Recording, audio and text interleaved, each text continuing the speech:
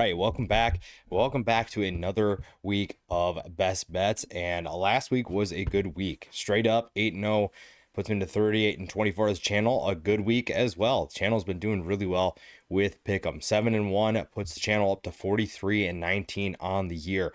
When it comes to bets, 6-4 last week. That puts us at 37-32 on the season, plus 1.58 units last week. That puts us to 0.85.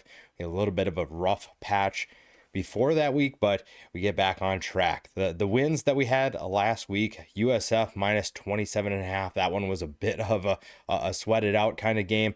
Temple plus 6.5. They come away with the win. I thought they could keep it close, and they go above and beyond. Kent State plus 45.5. They lose 44-0, but that still counts as a win. Old Dominion just dominated Coastal Carolina to cover the minus 20.5. Kansas minus 4.5. They win by 7, and Miami minus 4. Got a little dicey towards the end, but they hang on at the end, and it really was not as close as the final score indicated. The losses, New Mexico, San Jose State, that one was a terrible decision. I would not do that again. Air Force, Navy apparently just love playing offense. That under 52.5 didn't stand a chance. Penn State, an absolute disaster, minus 24.5. I chalked that one up as a loss right around halftime. That's how bad it was. Minnesota first half plus 14. If I had to do it again, I'd probably go with the first quarter. Minnesota did keep things close for that first quarter, but then Ohio State just pretty much took over from there. For the money lines, Wyoming plus 155 didn't hit. That was kind of one that I thought could be a surprise, but UNLV took care of business in the hail, and Western Kentucky wins against Delaware plus 120 there. So again, a good week, and we're looking to stack up another good week in week 7. We'll start with the morning slate. And again, these numbers are from the preview video, so some of them have changed a little bit. We'll start with the first one, though. ECU and Tulane. Now, this is one I went back and forth on. Tulane is minus 6.5 still, but ECU is a team that if they play well and they limit the mistakes that they make, the mental mistakes, the self-inflicted mistakes, they're going to be able to keep this game close. However, Tulane's a team that's been able to force teams into mistakes. They did it against Duke. They did it against Northwestern. And ECU has shown that they are prone to making those types of mistakes that put the other team ahead. And for that reason, I'm going to take Tulane at home. I'm going to trust that their defense is going to be able to force ECU to make some mistakes. And I'm going to go take Tulane minus 6.5. The rest of the Thursday, Friday night slate, I think that there are a few games I'm keeping an eye on. USF North Texas has been kind of fluctuating between USF minus 1.5, North Texas minus 1.5. Some of it's just a half a point. So I'm keeping an eye on that one. Don't necessarily know if I'm going to take that one. Another one I'm looking at potentially taking, Ohio State is on the road against Illinois, but it appears that this is an Ohio State team that is kind of just doing what they want. Now, that being said, I feel like every team this year is going to have a letdown game, and I'm just a little concerned that eventually Julian Sand's going to have a game where he needs to be the guy, and Ohio State maybe he's just in trouble if that does happen. But the problem is that they're doing such a good job of play calling. They're dialing up the right amount of plays to Carnell Tate and Jeremiah Smith that they don't really need Julian Sand to be their hero. So unless one or both of those guys goes down, I don't really have any concerns. So I'd probably lean with Ohio State minus 14.5. Alabama, Missouri is going to be an interesting one. Pitt, Florida State is another potential good one. But that's in Saturday. For the last one on Friday that I do have is Fresno State, Colorado State. Fresno State is on the road. They're a 6.5 point favorite. I am going to take the Bulldogs to cover that 6.5 against a Colorado State team that does not look very good. Fresno State is playing good football, and I think they're going to be able to cover that on the road.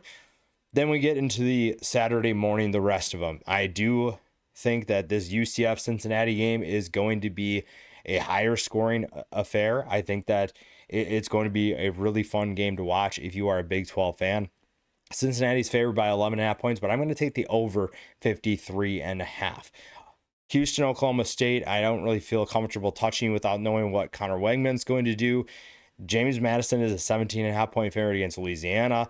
One thing I do like, though, is Toledo Bowling Green. The over-under right now is 48.5. Yes, Toledo's defense is playing really well, but I feel like Toledo, even if they're dominant in this game, could probably cover most of that by themselves. Now, Bowling Green has been a tough team to beat, so there is definitely some optimism that 48.5 is way too low. The last one that I did look at, and we're going to go with, is Washington State at Ole Miss. Now, Washington State already has a 59-10 loss to North Texas, and Ole Miss is a much better team than Washington State. I did consider taking Ole Miss minus 32.5, but Ole Miss hasn't exactly been as dominant as we might have expected, so that felt like too big of a number. I will go with the over 58. So a few overs here. That might be a little bit much, but I think some of these numbers are a little bit small. And honestly, Ole Miss could score 60 points against this team. If North Texas can score 59, you bet that Ole Miss can score 60 plus on their own if they really want to do that. Now we'll go into the afternoon slate, and we'll start with the big one, Indiana at Oregon. Right now, Indiana, up until last week, looked like an absolute wagon. They were just dominating their competition, and then they struggle against Iowa. Now, I am more comfortable with the Oregon Ducks than I am Indiana right now. I'm going to take Oregon minus 7.5, but I think this one has the potential to be close. I think that Indiana has talent that's super underrated, and we're going to find out just how good they actually are. This is a huge opportunity for them, but I am going to go with Oregon minus 7.5. Oklahoma, Texas, not really touching that until I know what John Mateer is actually going to do. Right now, Texas is favored to win that game, which is very interesting to me, but not touching that one. NC State, Notre Dame. I feel like NC State is that team that if they put everything together, they could potentially upset Notre Dame. And I'm not going to really touch that one just because NC State is so volatile. I don't really trust them either way, but that one was very interesting. Notre Dame's also very capable of blowing that one out. So that's another one to keep an eye on. Nebraska at Maryland. This is a big game, one I'm not touching, but one that could be potentially interesting in the Big Ten. TCU, Kansas State. I did lean towards picking Kansas State. I feel like they're playing a little bit better, and TCU is kind of playing with fire, and we'll find out. Josh Hoover is playing really well, so Kansas State might have their hands full, but I'm gonna stay away from this one for now, but that is a very intriguing line to me. Old Dominion, if it was 14 or less, I would have probably taken them. I don't know. The Sun Belt's really hard right now to potentially pick. Marshall is not a great team, but it is a road game for Old Dominion. 14.5 is not a great number that I really wanted to take. Navy at Temple. Temple, I'm going to figure out if they're actually going to be a really good team in the American right now, and this is a big opportunity for them here. Then we go to Arkansas at Tennessee. Now, this is a game where I feel very comfortable picking Tennessee minus 12.5. I do think that Arkansas is going to have some opportunities to put up points, and I think that they will, but I don't think that they have anybody on defense that can even stop this Tennessee offense. So the over is a potential play here. When I looked at it, it was way too high. It was already in the 60s, so I'm going to stay away from that, but I'm going to take Tennessee to cover the minus 12.5 there. Florida, Texas A&M. Now, this is a Florida team coming off that big win over Texas, and they're going on the road against Texas A&M. Dallas Wilson showed that he is a big-time impact player for this offense, and I think he's going to do that again this weekend. I'm not going to take the full game, but I'm going to take Florida in the first half +4. I think the Gators can get off to a strong start, and I think that Texas A&M isn't exactly a fast starting team. The second half is really where they kind of make their money. And I'm going to go with Florida to build off the momentum from last week and kind of keep things close in this game. Now, this is going to be a really interesting night slate as well. You have plenty of exciting games. We'll start with Kansas at Texas Tech. I am going to take Texas Tech minus 14.5. It's all the way up to 14.5 now. It was 13.5. So try to get some of that earlier in the week. But Texas Tech to me is the more complete team. I think that their defense will be able to slow down Emmanuel Henderson and Jalen Daniels in that passing attack for Kansas. And I think that Texas Tech should be able to put up some points against a Kansas defense that isn't that great. So I'm going to go with Texas Tech minus 14.5. Georgia at minus 3.5. I took them minus 3.5 against Alabama. That didn't work out, and I'm going to just kind of pay attention to that one. Michigan at USC. I really want to take USC. Had they not lost to Illinois, I would have definitely picked them here. I would lean with USC, but I don't know. We're going to find out. I feel like Bryce Underwood is playing with a lot more confidence, and it seems like things are clicking for him. So pay attention to Michigan there, but I would probably lean with USC right now. Clemson, Boston College, not touching that.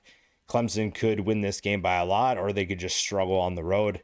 Who knows? South Carolina, I did consider taking South Carolina plus 9.5. Now, they do have a really rough 5-game stretch, but this would be a good way to get things started. That's one that I'm keeping an eye on, but I'm considering taking South Carolina plus 9.5. Not touching BYU, Arizona, Troy, Texas State. Not really going to even go near New Mexico, Boise State, but one that I'm going to take is Arizona State at Utah. Utah is a 5.5 point favorite. I am going to take the Utes at home in a night game where that environment is absolutely crazy. I think that if they played Texas Tech at night, that game might have been a little bit different. That's a completely different atmosphere, and Arizona State is not without flaws. I think that Utah has the talent to potentially shut down that offense and get them a solid win in Big 12 play. So that it will be my final pick for this week. So summarizing everything here, we're going to take Tulane minus 6.5, Fresno State as well minus 6.5, UCF-Cincinnati over 53.5, 2 more overs in Toledo, Bowling Green at 48.5, Ole Miss and Washington State at 58.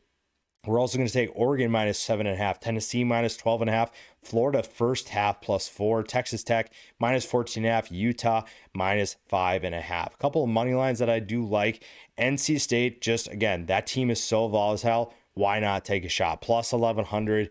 Notre Dame is not exactly an elite team, but I mean, if I had to really pick on this and put a lot of money on it, Notre Dame would be my pick. But NC State is one of those teams that I think has enough volatility where they could pull off a potential stunner. Then I'm going to go with Kansas State plus 102. I don't really like that the line is so close, but Kansas State plus 102 there. Those are my bets for the weekend. Let me know in the comments what your best bets are. What are your predictions for week 7? If you haven't done so already, make sure to subscribe to the channel, like the video. It goes a long way in helping the channel. And as always, we'll see you in the next one.